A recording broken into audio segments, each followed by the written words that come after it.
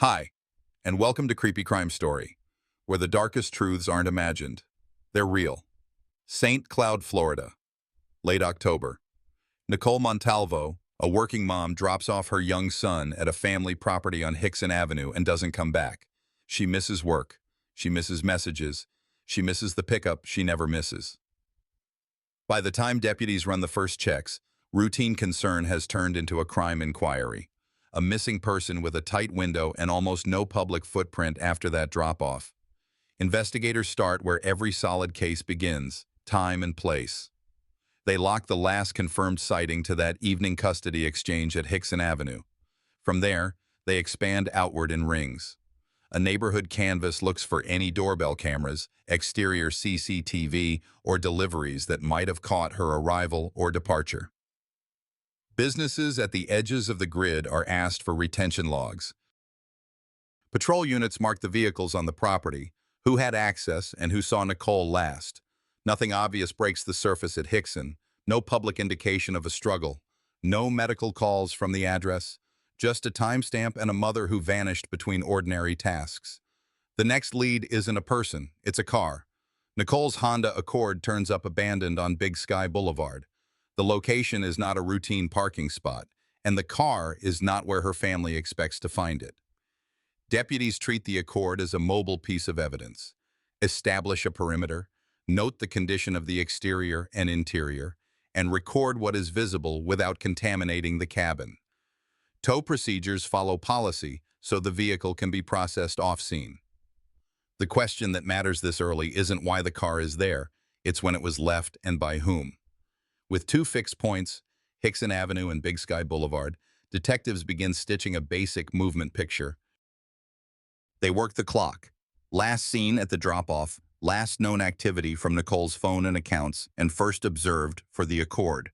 They request surveillance pulls along the likely corridors, mindful that most systems overwrite quickly. License plate camera hits, if any, are flagged for the time window. They also start the quiet routine tasks that don't make headlines. Confirming work attendance, checking banking for unusual card use, and contacting medical facilities in case a no-ID patient matches Nicole's description.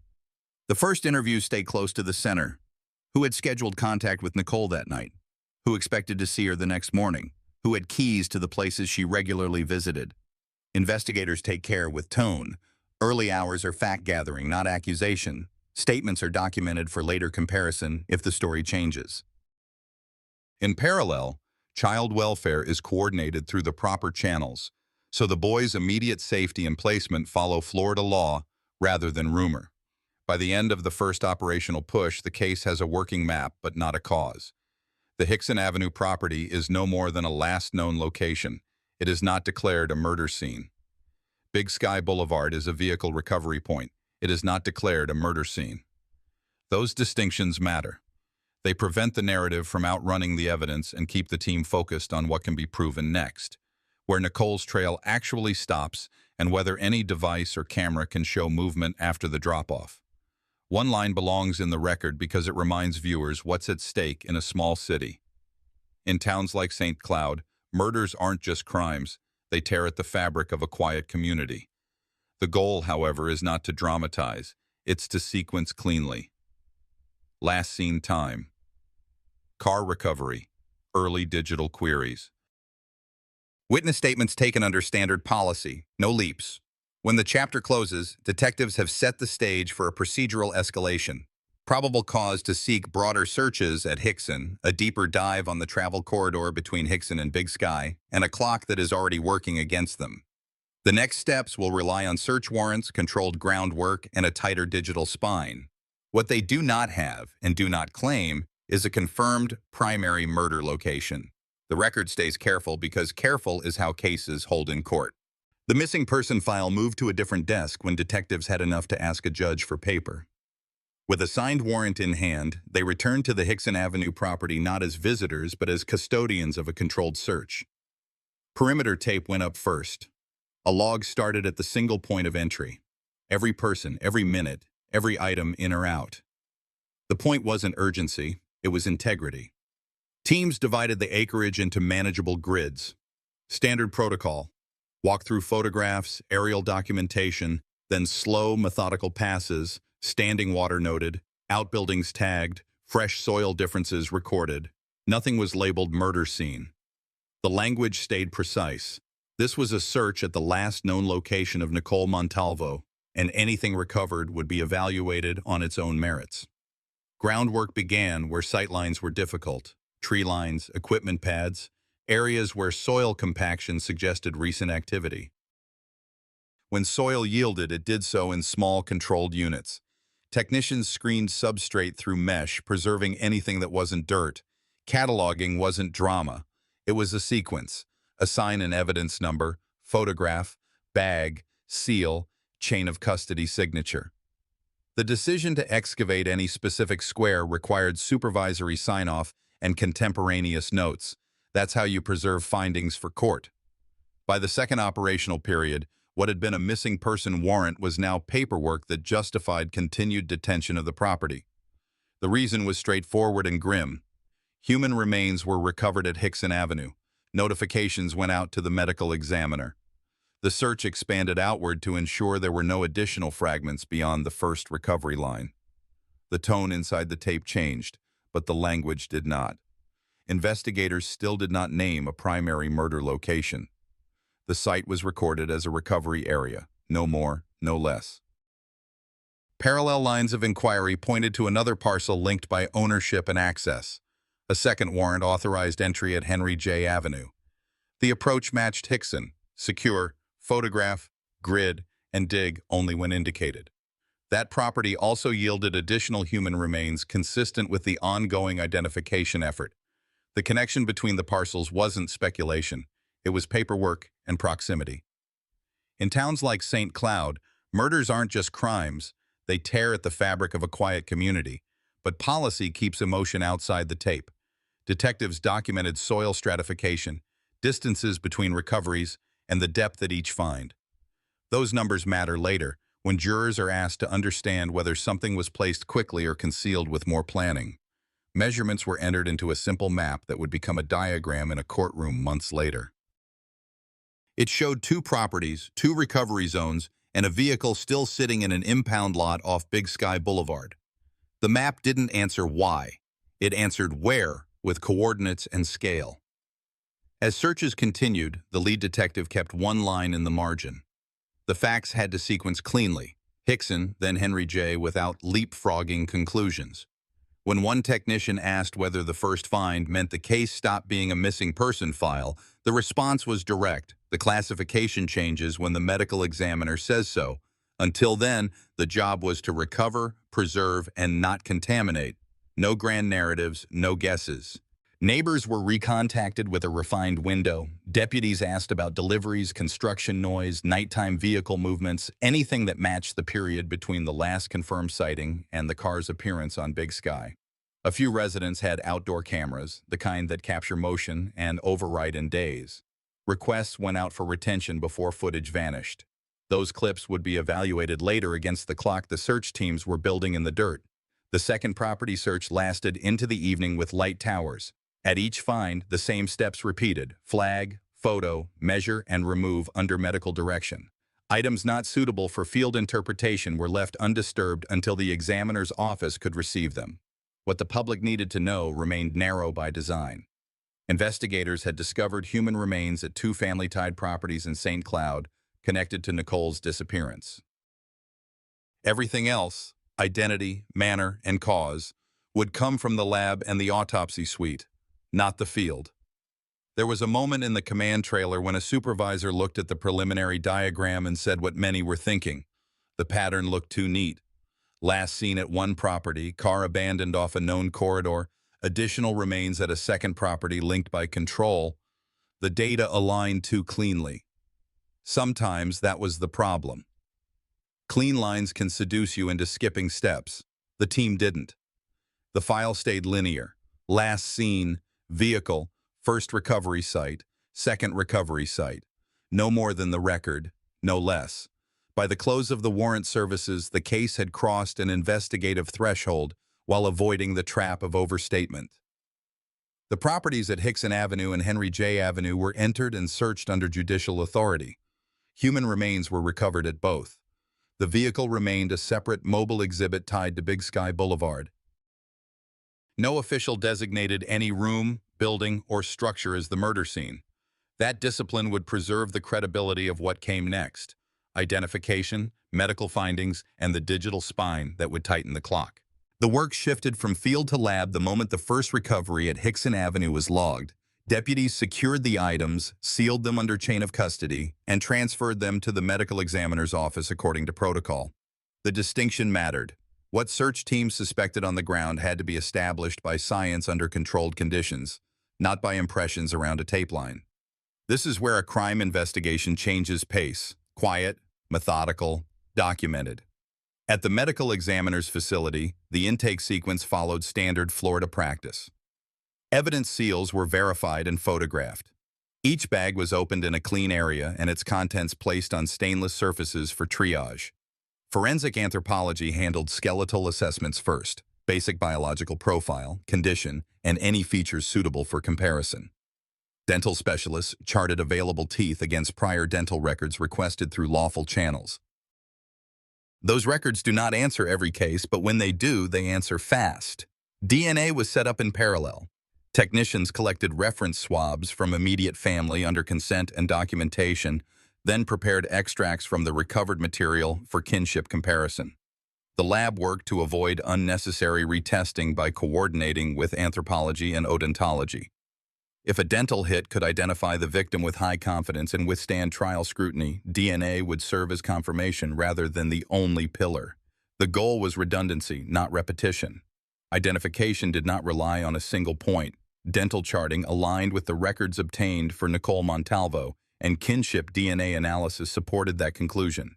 With identity confirmed, the legal status of the file changed.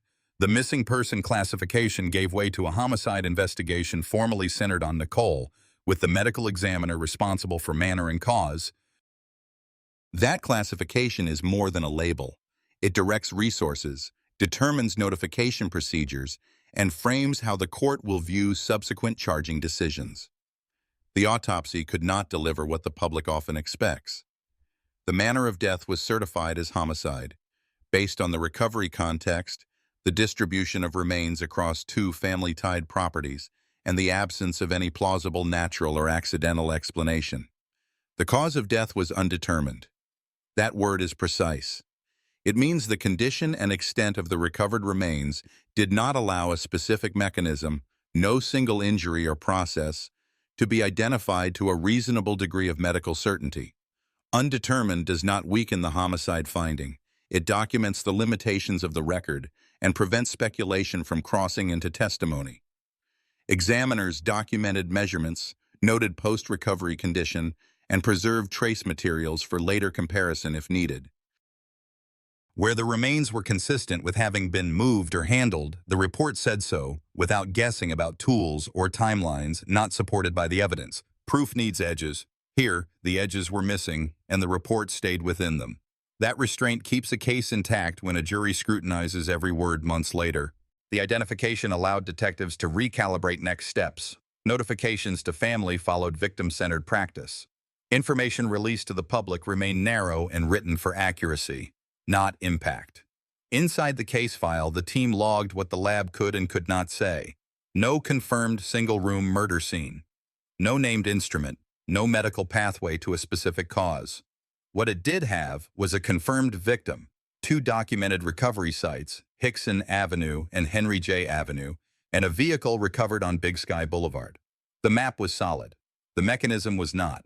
Prosecutors and investigators met to translate science into strategy. An undetermined cause of death requires a layered approach. Geography, timeline, statements, documentary records, and digital traces must carry more weight. The medical examiner's findings don't end a case. They set boundaries for how the rest of the proof must be built. That is why the next phase focuses on the movement picture, vehicle pathing, surveillance pulls, and phone tower activity, to close the gaps left by biology. The point is not to fill silence with theory. It is to replace unknowns with verifiable clocks and locations. There is a human cost that sits alongside the lab work. Families want answers in words they can live with: when, where, how. Undetermined is not the word anyone wants to hear. It is, however, the honest one when evidence cannot support more. Doing this job well means leaving room for what the body cannot tell you and building the rest of the case with records that do not erode under cross-examination. That balance is how accountability holds. With identity certified and manner recorded, the investigative spine moves where it can be measured: cameras, corridors, and devices. The team will chart what traveled when, who had access to the properties during critical windows, and whether any communications patterns corroborate or contradict statements already in the file. If a homicide cannot be explained by medical mechanism, it can still be proven by time, place, and conduct that make any other explanation unreasonable. Once identity and manner were set, the investigation moved to clocks and corridors. Detectives issued preservation letters to businesses along the route between Hixon Avenue and Big Sky Boulevard, then followed with subpoenas for any footage within the relevant window. Doorbell systems, small lot CCTV, and intersection cameras were pulled where available. Each clip was logged by source, timestamp, and camera orientation so editors could build a single, synchronized reel for review. The point was not volume, it was sequence. License plate reader data, where lawfully accessible, was queried to determine whether Nicole's Honda had been scanned in or out of the corridor prior to its recovery. When footage captured a vehicle of the same make and model, analysts froze frames to compare features: wheel covers, sun fade patterns, any sticker shadows, to the Accord and impound. If the match reached the threshold of consistent with, the clip was marked and held for correlation against phone records. No GPS claims were made. The case stayed within what the records could actually provide. Call detail records, CDRs, for Nicole's phone and other relevant numbers were obtained through standard legal process. Analysts plotted tower connections before and after the last confirmed in-person sighting at Hixon Avenue. The device's activity narrowed to a short window, after which its behavior changed. No further routine communications, no outgoing activity that would indicate normal movement. Investigators documented the final tower sectors and the approximate service area they covered, and then compared that map to the surveillance corridor. When the two overlapped, it was flagged as a convergence point. That is how a crime clock is built when biology cannot speak to mechanism. The team worked from known to unknown. Time-stamped placement of the Accord on Big Sky Boulevard established a latest possible arrival. The last confirmed tower activity for Nicole's device set an earliest possible disappearance endpoint. Within that band, analysts overlaid camera hits in 10-minute blocks. Patterns emerged: empty stretches, a few meaningful captures, and dead zones where cameras either didn't exist or had already overwritten. Clean timelines can seduce investigators into believing the first version of the story. The discipline here was to test the clock, not trust it. Digital results were treated as leads, not verdicts. A frame that looked like the Accord did not become the Accord unless the comparison sustained challenge. A tower sector that included the Hixon property did not become on the property unless the coverage and timing supported no reasonable alternative. The same standard applied to every device examined in the case file. Records that failed quality checks were documented and set aside rather than stretched to fit. That restraint becomes credibility later, when jurors evaluate why one clip made it to court and another did not. The corridor work was repeated for the approach to Henry J. Avenue, with the same rules. If a camera captured headlights turning into a parcel tied by ownership during the critical window, the clip was noted. If it did not, investigators relied on other sources to establish access, such as routine gate logs or statements that could be checked against timestamps. Each addition either tightened the band or was logged as non-contributory. The important part was that the map stayed consistent with established facts: last seen at Hixon, vehicle recovered on Big Sky, recoveries at Hixon and Henry J. No chapter of the file promoted a room in any structure to a murder scene. The file did not need that claim to move forward. By the end of this phase, the team had a functional timeline: a last seen point, a digital silence from Nicole's device after that point, a corridor with limited but meaningful camera captures consistent with the Honda's transit, and a static recovery of the car on Big Sky Boulevard. That clock supported targeted follow-up: who had access to the corridor during the window, whether any other devices associated with people of interest showed movement that paralleled the car, and whether statements already in the record could be corroborated or contradicted by independent timestamps. Digital evidence would not replace witness interviews or forensic recovery. It would tell investigators where to look next and when to ask the most difficult questions. There is a human value to clocks that hold. Families do better when the state can say, with care and without overreach, here is when we know she was still on her routine, and here is when that routine stopped. It does not answer how, and the medical record in this case could not. But a reliable timeline prevents narratives from drifting and keeps the prosecution's theory inside verifiable boundaries. That is what makes a case durable.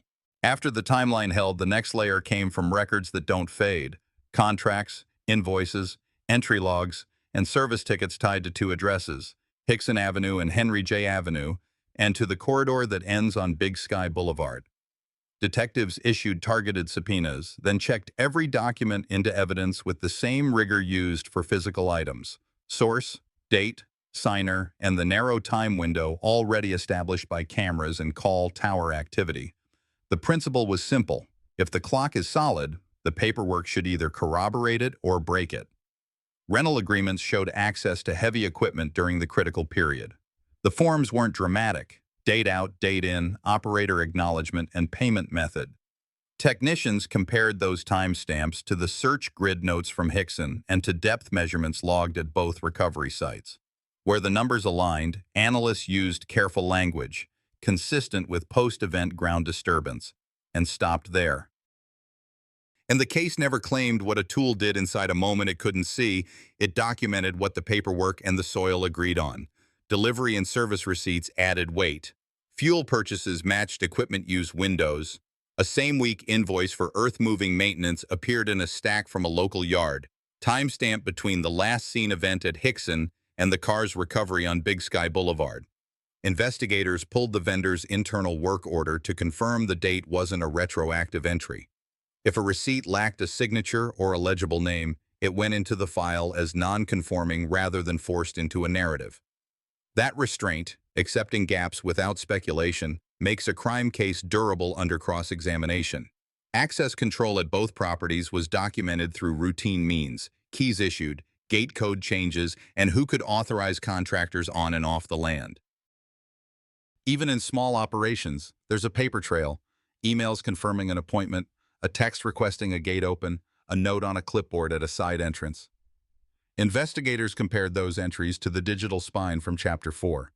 When a code was used during the same hour, a camera captured a vehicle consistent with Nicole's Honda near the corridor. The clip and the log were paired. If a code was entered and there was no corresponding camera activity, the discrepancy was preserved as a question for interviews, not treated as proof. Financial records rounded out the picture. Card activity associated with known users was reviewed for purchases that fit the work implied by the logs: fuel, hardware, rental deposits. Cash entries weren't ignored. They were flagged as unverifiable unless tied to a signed receipt or a vendor ledger. A good documentary case accepts what it cannot authenticate and moves forward with what it can. That discipline prevents the file from drifting into theories it can't defend. The cumulative effect was a chain that didn't rely on a single document: a rental form here, a service ticket there, a gate code at 21:00 hours, and a maintenance note that same week, the kind of ordinary paper movement that, when layered on top of the timeline, began to describe activity on specific ground without naming a specific moment of death. It also gave prosecutors and defense counsel the same advantage: a record anyone could read in order, end to end, without guessing. There is a quiet human value in this phase. Families want certainty. Paper can't provide motive or mercy, but it does provide edges: the who, when, and where of access and action. In a file where the medical examiner could not name a cause, those edges carried more of the load. They pointed investigators to the persons with control over the land when Nicole's routine stopped, and to the days when machines moved more than dirt. With the paper layer set, the case had three coherent tracks that agreed with each other: field recoveries at Hixon and Henry J. documented under warrant, a digital window from last seen to vehicle recovery, and records of equipment and property access that fit inside the same clock. The next step wasn't conclusion, it was speech. Investigators turned to statements and custody communications to test whether words matched the timeline they could already prove. With soil, cameras, and records aligned, investigators turned to language, the one class of evidence that can move a case without adding a single new footprint. The approach was disciplined. Interviews were scheduled in controlled settings, recorded with timestamps, and logged against the same clock that already anchored the crime file. Statements were not treated as conclusions. They were tested, line by line, against the established timeline, the recovery sites at Hixon Avenue and Henry J. Avenue, and the vehicle endpoint on Big Sky Blvd. Early contacts focused on people with routine access to the properties and to Nicole's schedule. Detectives began with open questions, then pressed on specifics that had a time value. When a gate code was used, when a piece of equipment left a pad, when a family member last saw the Honda. Each response was read back to confirm accuracy. When an answer conflicted with an entry in the digital spine or with a paper record already vetted, the contradiction was preserved as an exhibit rather than argued in the room. That restraint keeps a case from drifting into debate and preserves the value of impeachment later. As detentions followed, custody communications became a source. Jail calls in Florida are routinely recorded, legal calls accepted, and the vendors who run those systems provide secure logs, call origination, destination, time, and duration, along with audio for authentication. Investigators subpoenaed those logs and pulled audio that fell inside the critical window for planning or post-event coordination. Voice identifications were handled conservatively. Where a participant's identity could be confirmed by account data or by content unique to that caller, the clip was marked. Where identity was uncertain, the file labeled it unattributed and moved on. A recorded sentence can be persuasive, but only if it survives chain of custody challenges and the threshold questions of who said it and when. Letters written from custody were cataloged the same way: source, date, addressee, and exact language. Prosecutors later characterized parts of that correspondence as evidence of coordination. The defense argued interpretation and context. The case file did not treat either side's label as truth. It correlated content with the movement clock. A claim about where someone was on a certain night is meaningful only if it matches or conflicts with tower activity, surveillance captures, or access logs already in evidence. One statement from a relative referenced seeing a motionless body in a garage. The report captured it, documented the conditions of the interview, and immediately flagged the limitations. The statement was untested at the time it was made and stood as a description for prosecutors to argue. Crucially, the file did not elevate any structure to a murder scene. The classification remained precise and unchanged. Hixon Avenue and Henry J. Avenue are recovery sites. The Honda Accord on Big Sky Blvd is a vehicle recovery. Language did not outrun the map. Miranda and voluntariness were handled in the ordinary way. Interviews that required warnings received them. Waivers were recorded. Where counsel representation attached, detectives routed requests through attorneys and stopped questioning when required. Hearsay exposure was a known risk, so statements were framed for later admissibility. Party admissions, statements against interest, and, where prosecutors would seek it, co-conspirator statements under Florida law. None of those labels were assumed in the narrative record. They were noted as possible vehicles, subject to the court's rulings. Every line of speech was tested in 3 steps. First, authentication. Can the state prove who said the words and when? Second, consistency. Do the words match or contradict the established clock? Third, materiality. Do the words move an element that matters? Access, opportunity, post-event conduct. When a clip or letter failed any step, it remained in discovery but did not become a core exhibit. When it passed, it joined the diagram that already depicted 2 parcels, a corridor, and a car. Words, where they held, were used to connect locations, not to invent new ones. The human side of this phase is straightforward. Families deserve outcomes built on facts that last. Statements can fracture under pressure if they're propped up by speculation. When handled correctly, authenticated, corroborated, and kept inside legal boundaries, they do the opposite. They harden a case without exaggeration. One supervisor put it plainly after reviewing the first stack of transcripts: the file's strength is not in a dramatic confession, it's in the agreement between ground, clocks, paper, and speech. With the statement layer set, the case was ready to move from investigation to litigation logic. The file now held 1. Recoveries at Hixon and Henry J. under warrant. 2. Identification and medical findings. Manner, homicide, cause, undetermined. 3.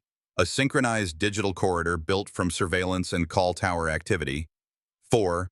Rentals and access records that confirmed post-event activity inside the window. And 5. Communications, interviews, custody calls, and letters, authenticated and mapped to the same clock.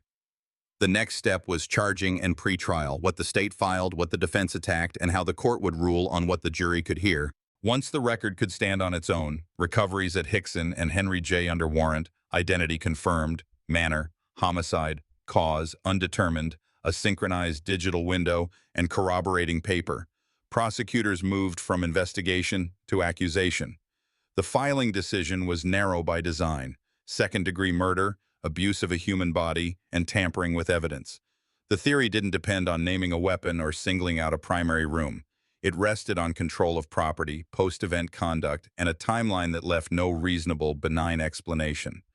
In a crime case built this way, overcharging invites risk. Precision is the safer path. Severance, if raised, did not change the core plan. Try the acts that connected the same properties in the same time window in one coherent presentation.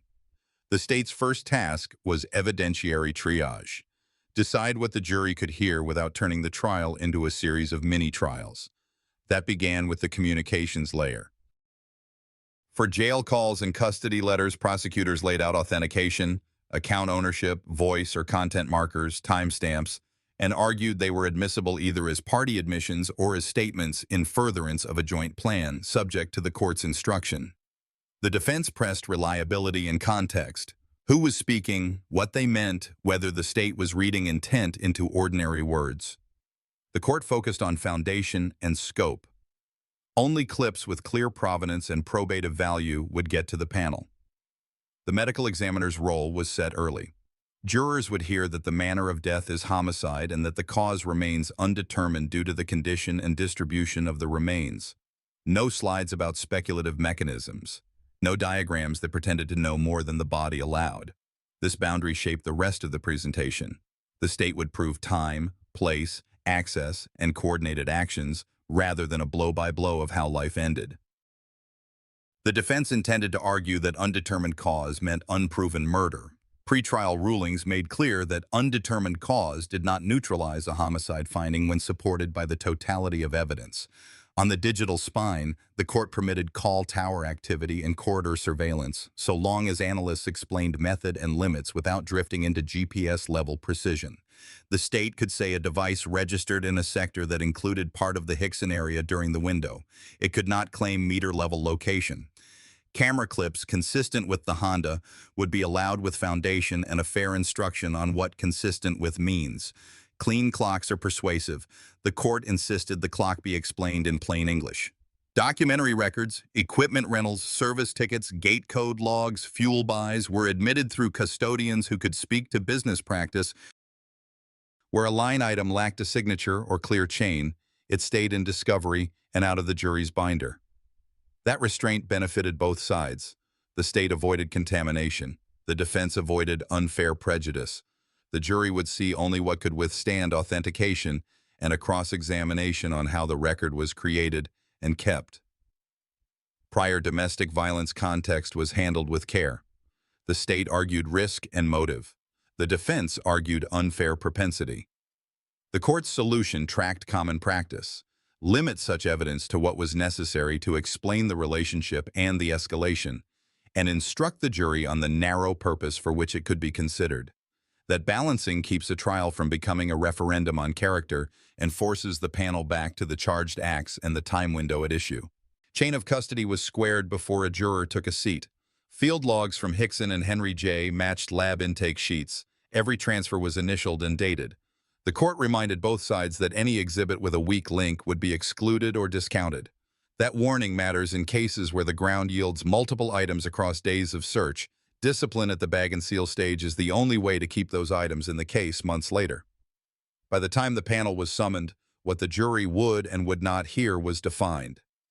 They would see 2 recovery sites, Hixon and Henry J., documented under warrant, a vehicle recovery on Big Sky Boulevard, a timeline built from cameras and call tower records, papers and access logs that fit the same clock, statements whose speakers and times could be proven.